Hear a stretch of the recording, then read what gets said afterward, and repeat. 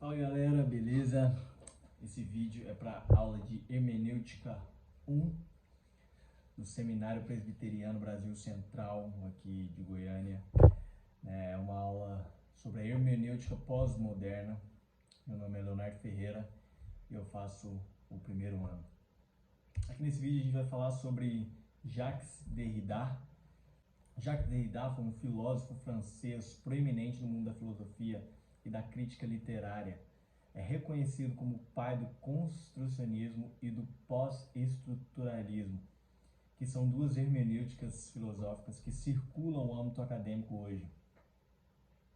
Derrida vem de descendência judaica e era o terceiro filho dos 5 de Georgette Safar e Aimé Derrida.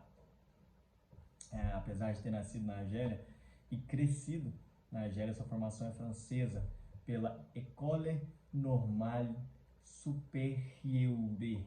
Não sei se eu pronunciei certo, mas é École Normale Supérieure. E descobre os autores que guiarão a vida acadêmica dele, que é Nietzsche, suas influências, Nietzsche, Heidegger, Rousseau, Platão também é um deles, que o influencia bastante. Em 1986 ele se tornou professor na Universidade da Califórnia, já sendo ele um professor bem reconhecido internacionalmente, e ele foi considerado o pai, como dito, do estruturalismo. Ele esteve no Brasil por 3 vezes, uma em 1995, na Universidade de São Paulo e na PUC de São Paulo também, outra em 2001 no Rio de Janeiro e outra em 2004, que foi o ano que ele faleceu. As principais obras de Jacques Derrida, entre as principais, eu coloquei aqui Gramatologia, A Escritura e a Diferença, ambas de 1967, A Farmácia de Platão, As Políticas ou Políticas da Amizade, mais famosa em alemão, essa obra, com o título em alemão, em 1994 ela foi lançada, foi publicada, e Posições em 2001.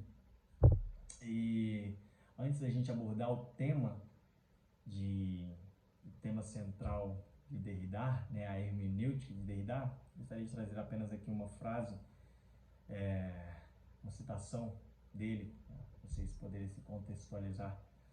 Desconstruir a posição significa, primeiramente, em um dado momento, inverter a hierarquia.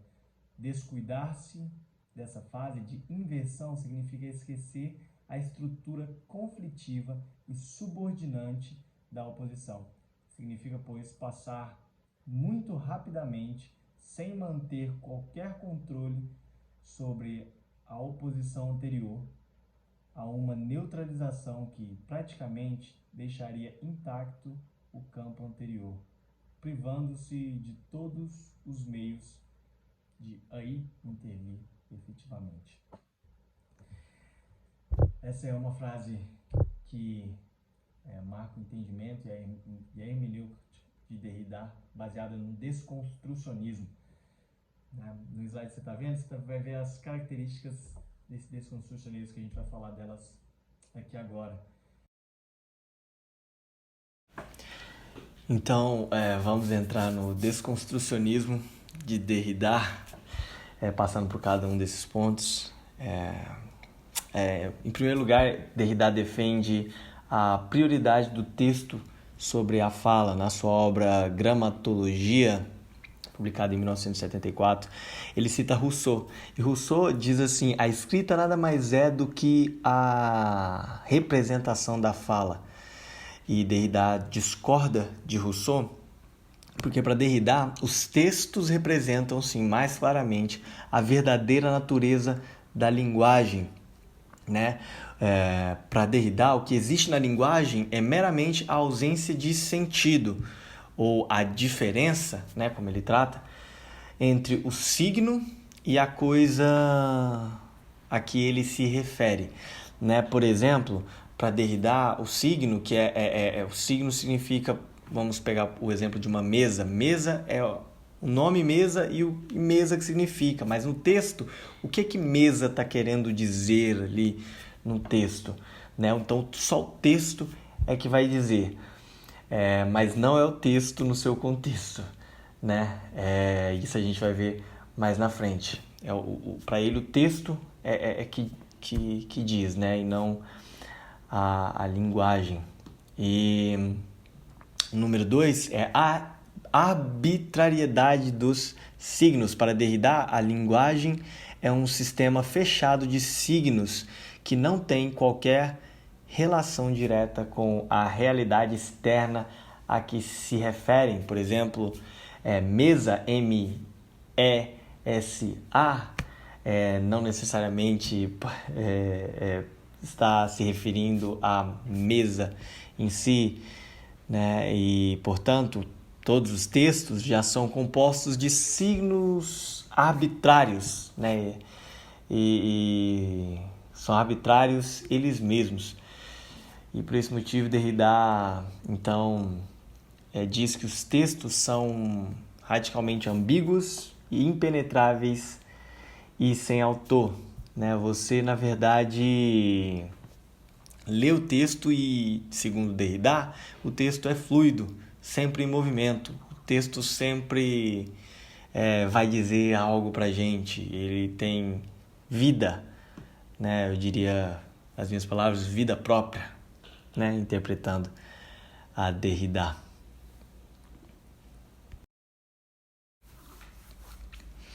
E o terceiro ponto que nós entramos de Derrida, no desconstrucionismo de Derrida, é o deslizamento entre o signo e o significado, né?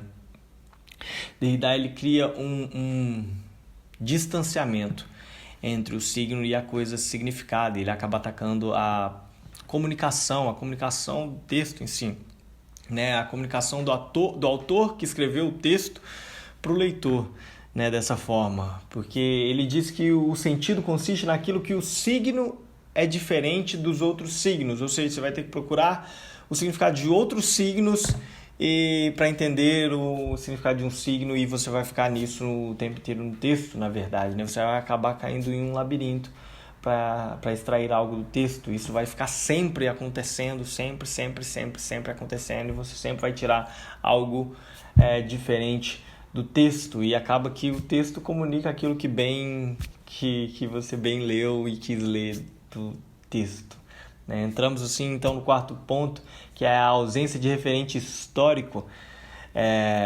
Para Derrida, né, o contexto que foi escrito o texto não tem relevância, né? E a linguagem, ela não tem sentido, ela é apenas metafórica, a linguagem do autor, né? A frase que ficou famosa com Derrida é que não há nada fora do texto. O texto é quem cria a realidade, né? Textos apontam para textos e palavras para outras palavras, né? E acaba que a gente vê que isso em Derrida não é só uma hermenêutica, né? É uma forma de ver a realidade. Segundo Nicodemos, ele faz uma observação legal dizendo: se é que essa realidade existe, né, em Derrida, porque você desconstrói ela inteira para construir ela conforme você entender no momento, conforme você ler o texto. E então entramos no quinto ponto, que é a linguagem escorregadia. Todas as literaturas, todas as leituras,